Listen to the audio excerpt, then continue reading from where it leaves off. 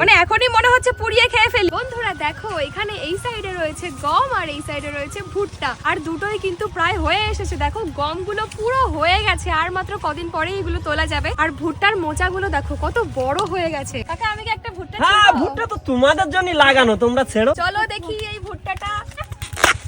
তো বন্ধুরা দেখো, আমি খুবই কষ্ট করে ভুট্টাটা তুললাম, এখনো হয়নি কিন্তু আর মাত্র কদিনের মধ্যে হয়ে যাবে না কাকা? কদিনের ভিতর হয়ে যাবে। আমি তো ভীষণই এক্সাইটেড এর ভেতরে কি রকম হয়েছে দেখার জন্য। তোমরা কারা কারা এক্সাইটেড কমেন্টে জানাবে। আসলে আমাদের ওখানে ভুট্টার চাষটা হয় না, আমার কাকার বাড়িতে আমার কাকাই করে ভুট্টার চাষ। এই ভুট্টা কিন্তু এই মোচা বিক্রি করা হয় না, পেস্ট করা হয়। এগুলো আসলে ব্যবহার হয় মাছের খাবার, বিভিন্ন রকমের খাবার তৈরি হয় এই ভুট্টাটা দিয়ে। আমি কিন্তু এটার ছাড়িয়ে ফেলেছি, মানে এখনই মনে হচ্ছে পুড়িয়ে খেয়ে ফেলি। আসলে মানে অন্যের জমি থেকে তো আর তুলতে দেবে না, আমার কাকার জমি, সেই জন্য একটা তুললাম তোমাদেরকে দেখানোর জন্য। এরকম কাঁচা অবস্থায় ভুট্টা কি কেউ কখনো খেয়েছো? চলো আমি খেয়ে দেখি কিরকম টেস্ট।